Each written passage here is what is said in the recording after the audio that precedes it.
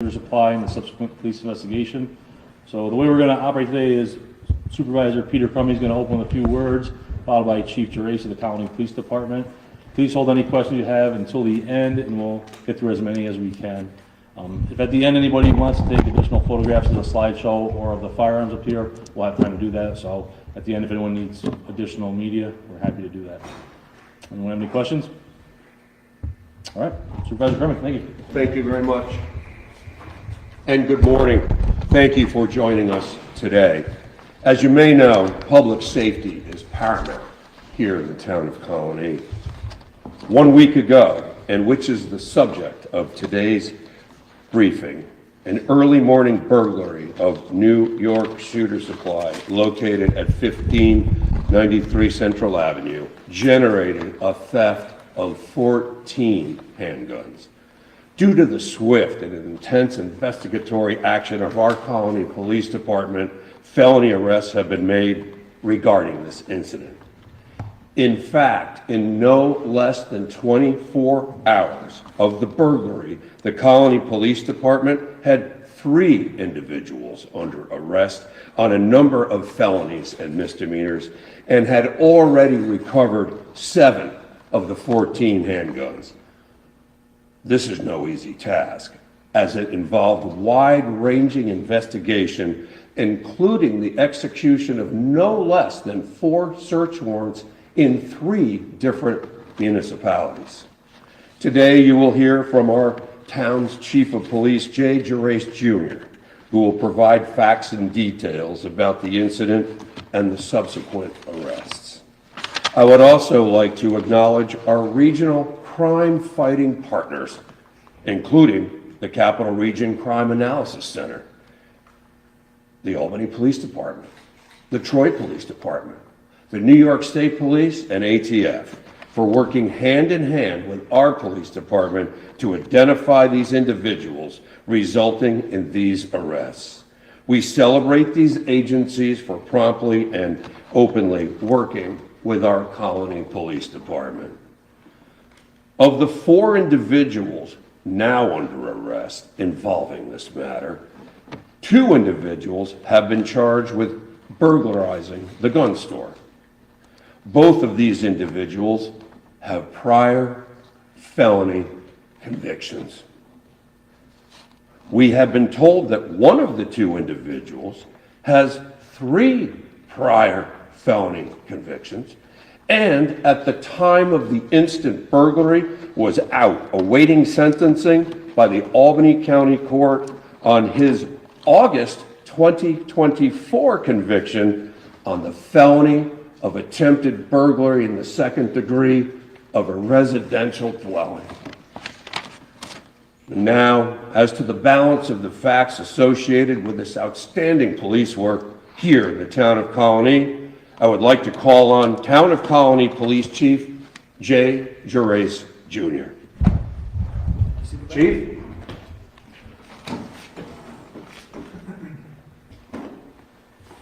Good morning, everybody. Got your mics here.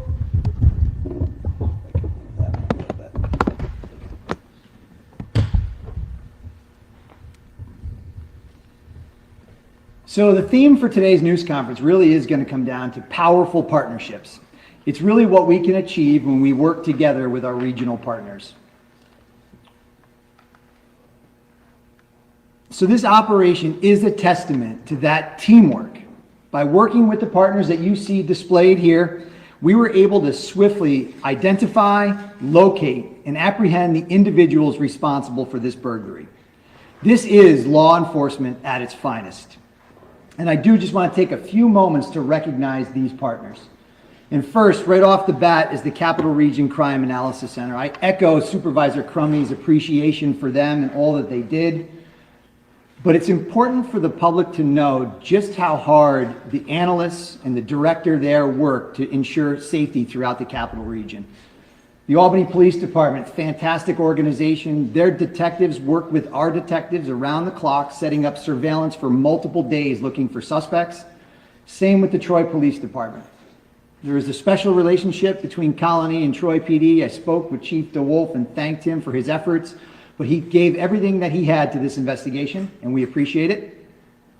The ATF, with one phone call the Colonie Police Department made to the ATF, by early morning, we had a task force of federal agents and their partner agencies with them at the Colonie Police Department at our disposal to attempt to locate those responsible for this crime. And as always a great partner, the New York State Police. They were here, they used their intelligence center to give us leads, and certainly they're going to be helping us sort through mounds of video evidence. So I just wanted to make sure that I get across to everybody how important these partnerships are. But most importantly, some of my staff who worked on this case are in the back of the room. I have to acknowledge their efforts. I have to commend the tireless work that they did. Most of them running without sleep for several days. And why? Why did they put this amount of effort in? Because they know the threat that these firearms pose to our community when they're in the hands of criminals. I'm tremendously proud of them. And as the supervisor said, I want to get across how quick we made some of these arrests. In less than 24 hours, we had 3 arrests, multiple search warrants executed, and the recovery of the 7 firearms that you see displayed there. The second suspect, who was inside the burglary, which I'll get to in a moment, was identified a day after that, and we had him in custody with the help of Albany PD when he poked his head out of one of those locations on Monday. So tremendous police work. This time I'm going to take you through a little bit of the timeline and the chronology of the case. There was, if you weren't aware, an attempted burglary, not at New York Shooter Supply, but at the American Shooter Supply. It's also known as B&J Guns, and that's at 1702 Central Avenue. On November 13th, slightly before midnight, the Colonie Police Department responded to a burglar alarm, an alert, at that location. What we ended up discovering, and you'll see here in this image, is an individual attempted to force entry into the rear of that gun store. You can see what appears to be a hammer there. And damage was done to the rear door. No entry was made at that business.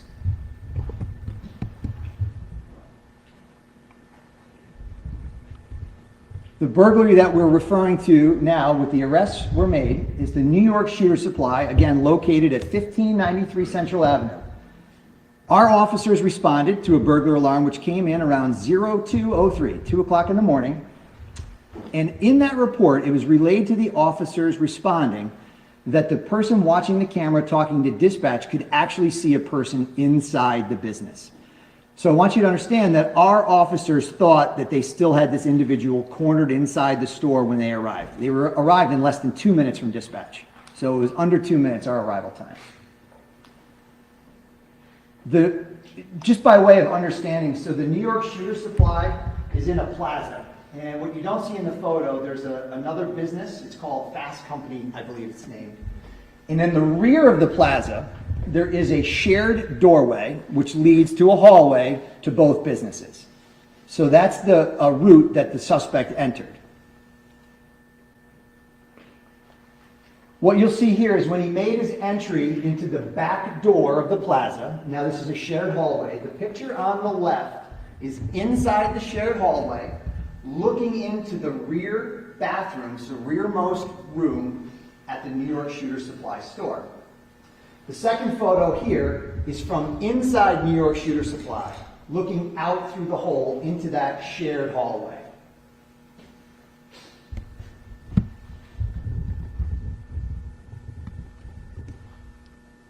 I'll play this twice, but that bathroom, by way of just giving you some geography here, this is the rear office of New York Shooter Supply. This is the doorway that leads to that shared hall. And this, if you can make out a doorway here, is that bathroom where the sheetrock was cut through. So if everybody has that information, I'll show you. Now, once the individual made through the threshold, the alarm was tripped, so he can hear the actual alarm going off. So you'll watch him in the back here stealing the firearms.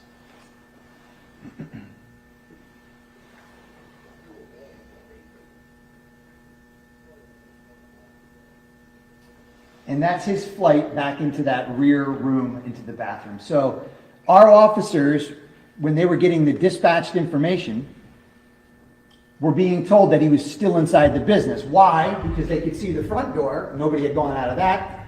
They could see the hallway door, and they knew there was no other way out. So we thought he was still in here. It was unknown to us that he had cut through that sheetrock. Does anybody need to see that again, or should we play it at the end? You want to do it now? Okay.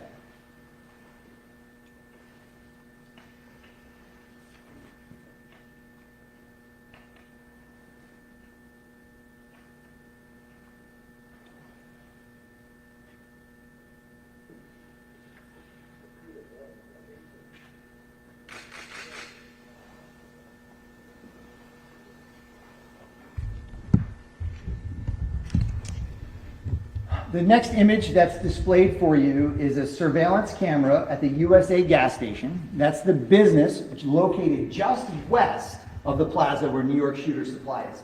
So again, to get your bearings a little bit, if you see the Cricket wireless store, that's on the side or the west side of the plaza. So New York Shooter Supply is in that plaza that you see there. Again, unknown to us and the people watching the surveillance when our officers were responding was that he was able to exit through the sheetrock, come out through the back of the business. And then you'll see him, you can see the shadow here. You'll see him come across the parking lot of the USA Gas, make his way across Central Avenue to a waiting getaway car that was parked at the Motel 6.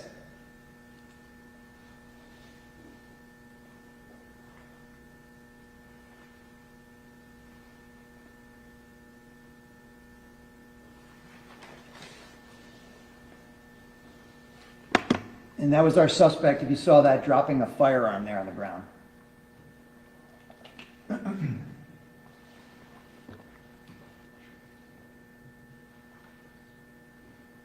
This is what we had to work with in the early morning hours after we realized that the business was clear and the suspect had fled. We have surveillance images of the individual that went inside.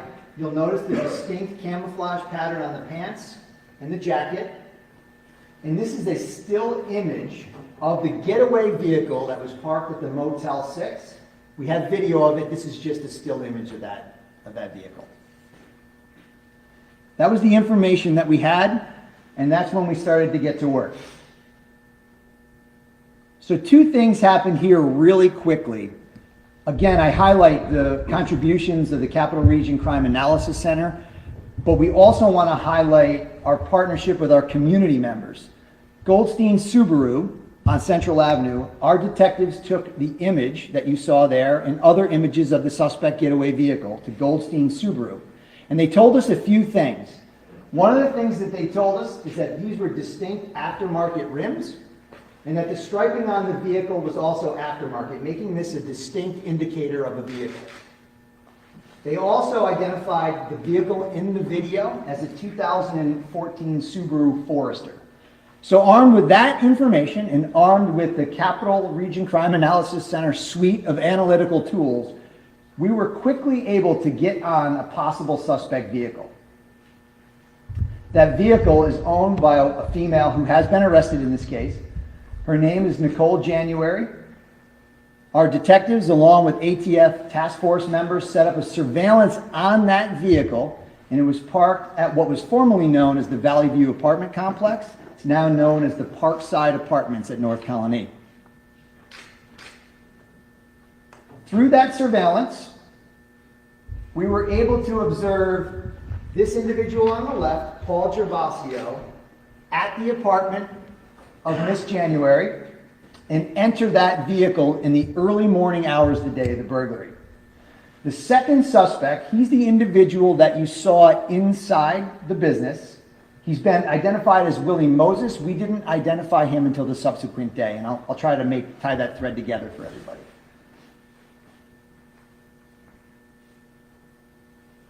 Our surveillance in that morning, observing that vehicle and Mr. Gervasio, led us to the room to spare storage sheds on 151 Wade Road in the town of Colonie. So he made a stop there.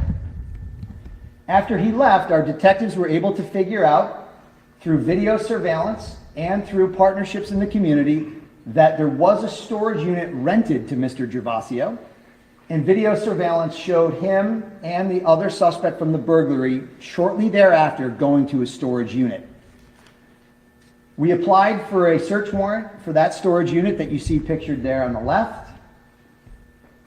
When our investigators executed that search warrant, we found the 7 guns here that you see displayed on the table.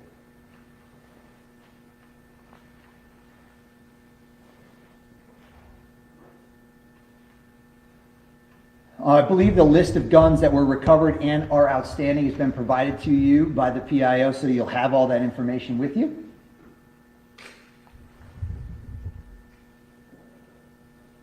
Also, Gervasio on that day was taken into custody with the assistance of ATF agents, ATF task force members, Troy Police, and the Colonie Police. So we had him in custody relatively quickly in the early evening hours of November the 14th. We also executed a search warrant at Miss January's apartment. That's the Parkside Apartments at North Colonie. Our detectives were able to, 1, observe Gervasio there, 2, observe the vehicle also there, and we obtained video surveillance putting Gervasio and the second suspect, later identified as Willie Moses, returning with what appeared to be some of the firearms to this apartment in the early morning hours after the burglary. During that search warrant execution, we located no firearms, but we located some evidence. I want to draw your attention to, this is the surveillance image that I showed earlier of the camouflage pants. We located pants matching that description from the video in Miss January's apartment. I also want to point out what appears to be sheetrock dust on the pants. A jacket was located that matched the suspect's jacket. And we also located other proceeds from the burglary, some gun tags that were from the stolen firearms there at the apartment.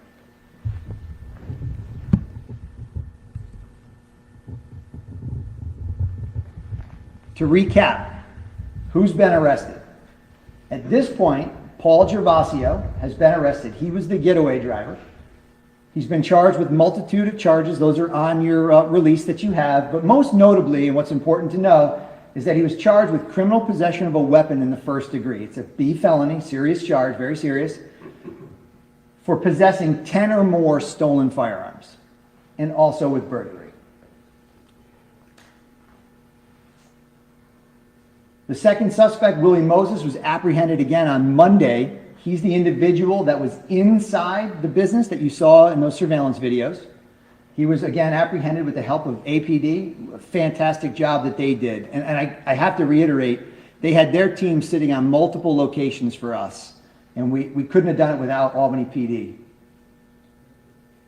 Same charges for Mr. Moses, and again, as the supervisor mentioned, he is awaiting sentencing at the Albany County Court for a guilty plea for attempted burglary in the second degree.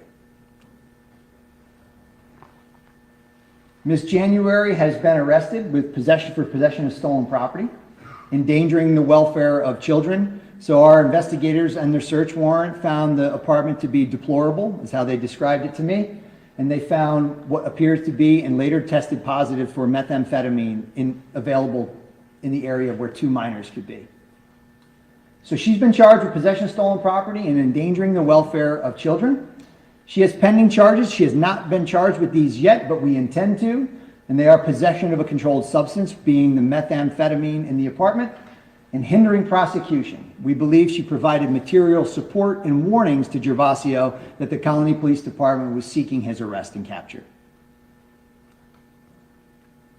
Also arrested in the apartment during the search warrant execution was this individual who was in proximity to some of the stolen items that were found inside there. And again, I want to reiterate, no firearms were found, but there were other items, and I have a list of things that were found from the burglary in the apartment, and they were weapons, bag tags, a pistol display stand, and a shoulder strap. We are still investigating his role or knowledge, and that's still ongoing. The next steps. So right now we're laser focused on trying to find the remaining 7 firearms that are still outstanding and that pose a threat to our community. How are we going to do that? We're currently tracking the whereabouts. Where did these 2 individuals go after the burglary? Who did they meet with? before we apprehended them. If anybody in the public knows or has any information that can lead to the recovery of these firearms or knows where these individuals went, we are asking that they contact the Colonie Police Department's Investigations Division. And finally, the key takeaways from today, and I hope I got it across, is the law enforcement partners, how dedicated the law enforcement officers that work in our region are and how committed they are to everybody's public safety. It's just a tremendous show of police work. It really was excellent. And our investigators, I have to praise them again. Some of them who are in the back room, unwavering dedication, unmatched skill, and to be able to recover what we recovered in the short order that we did is extraordinary in police work. And with that, I'll open it up to a few questions, if anybody has any. Well, it appears as if the chief, Go ahead. it appears as if some of these suspects may have a bargaining chip. They may know what happened to the weapons. Have you questioned them about that? Are they being cooperative? So the question is the cooperation of the individuals.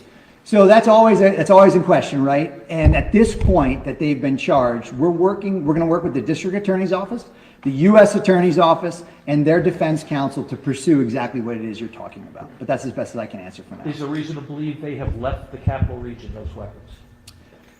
The question is where are the weapons? Right now, we don't know. And if I didn't get this across too, I just want to make sure I do. The two individuals charged with the burglary, Moses and Gervasio, if I didn't explain this, are currently at the Albany County Correctional Facility. They're in custody. Is it, and forgive me, I'm relatively new to the capital region, is something like this all this common in this area where you have a burglary of this size or this many weapons taken, or even the arrest this quickly? How can you characterize, is this like what you've seen before? So his question is this a common occurrence? No, this type of burglary is not a common occurrence. The last gun store burglary that I know of, and don't quote me on it, was 2017. So it's been a number of years. But what I want everybody to understand is when, our mission in the Colonie Police Department is to protect and serve the residents, the visitors, and the businesses in this town. And when somebody violates that, we throw everything we can at it. And that's what we did. I hope I answered your question. I know in Monday there was, in Troy there was some type of police raid, and Troy police indicated it was to assist Colonie PD with an investigation. It was on 5th Avenue and Hill Street. Was that connected to this investigation in any way? So the specific address, so her question is did we do a raid with the Troy Police Department? Yeah, on 5th Avenue near Hill Street. So off the top of my head, I don't know the address, but we did do a raid that you're referring to with the Troy Police Department. No evidence at that time was located though. So yes, we did do that in partnership with Troy PD. Anybody else? Oh yeah, and pursuant to a search warrant, of course. If that was not relayed, yes, we had an actual search warrant for that. So thank you, Supervisor. If that's it, go ahead. Was Moses the one that was pending, he was pending, what do you call it? Sentencing. Sentencing, thank you, Supervisor. Do you know which municipality Moses was charged in that particular, where that sentence that came down, was the city of Albany or? So his question is where was Moses, what was the municipality where he was charged? It's my understanding that it was the city of Albany. And with that, I want to thank everybody for coming out today. I really appreciate your time. Again, the Lieutenant Sidoti here, our PIO, will be here. He can work through any of the other stuff. But that's all that I have. Thank you, everyone. Before folks scatter, I do just want to ask that I'd like to take just a picture. So Lieutenant Sidoti will help you out with that. if folks could pose themselves however they want to be in a picture, please and thank you. This one's mine.